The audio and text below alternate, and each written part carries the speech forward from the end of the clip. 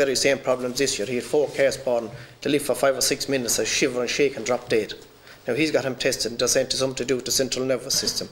Now my records will show we never had BVD, brucellosis, anything in the farm for the last 50 years. We've cleared as a whistle. Now all this came on to play the minute the mass started. All the wild animals in the area left the place. They just totally disappeared out of the place.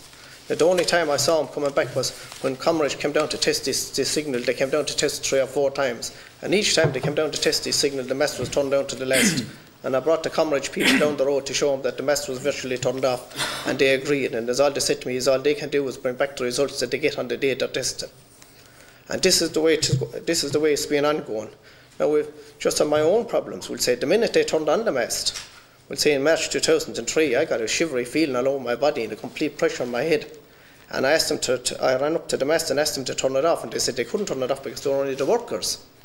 So I didn't know what to do. I had to run out of the place. Once I go a mile and a half away from it, I was perfect. But the minute I come back anywhere within a mile and a half of it, I could feel it. And I could, because all I had to do that was run on for nearly 6 months. I could only come home, milk the cows once a day and disappear out of the place. And that's why, and my wife was complaining wicked with her headaches, and she was putting it down to stress, and we had an awful problem. So after 12 or 14 days anyway, ringing for the Vodafone I was dealing with, we were ringing, after 12 or 14 days and everything, we told them they had decided they would turn it off. And the minute they did turn off the phone, the minute they did turn off the mess, everything came back normal. Now they said what they do is they changed the direction of the link dish, which they did, and it took 6 weeks or something. So everything was lovely then while it was off for the 6 weeks, and they said they'd try and do what they could to settle the situation. So the minute they turned it back on again 6 weeks later, roughly on the 10th of May, all the same problems started again. And we wicked problems with it. Now I went to the doctors, and I went to 2 independent doctors, and I told them to do a full assessment on me from A to Z, and I said I didn't mind what it takes, but they wrote the report last October, and the 2 doctors stated that radiation was the cause of my problem. They sent the letters anyway to Dr. De Sousa, which is the Chief Medical Officer of the South Eastern Health Board. He examined me. I was brought in, as a matter of fact, I was brought into hospital last October because I collapsed about 10 times at home on the farm, and I went in eventually because I couldn't stick it. And they told me that there was something affecting the rhythm of my heart and was stopping it.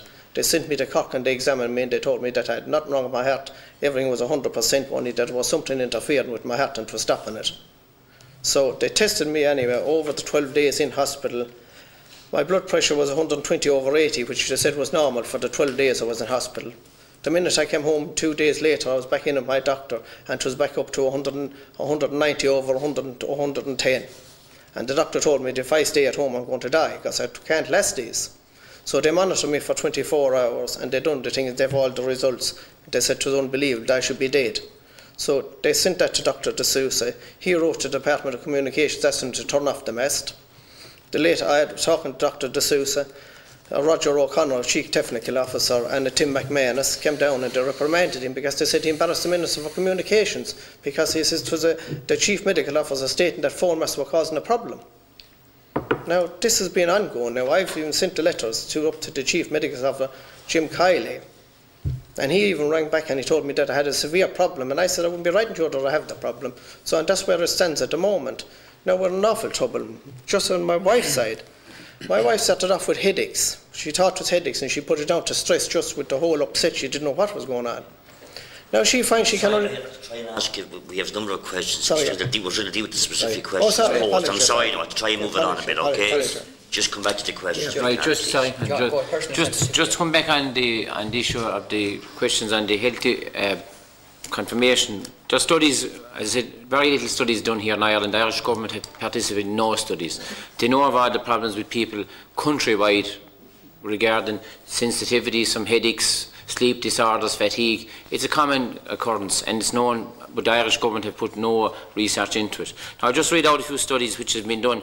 For the Netherlands, the government in the Netherlands brought out a study there that was done by the Spatial Planning and Environment, Health and Welfare in September 2003. They found significant effects of well-being according to a number of internationally recognised criteria, including headaches, muscle fatigue, dizziness, from 3 GMAS emissions well below the accepted safety levels. These are the safety levels that the Irish government are adhering to by the World Health Organization and ICRA.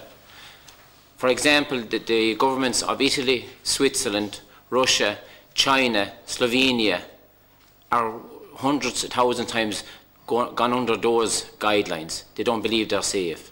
So I would ask the Irish government to say, why have these countries adapted those levels and your own European counterparts are not adhering to ICNIRPs or the World Health Organizations? They see a problem.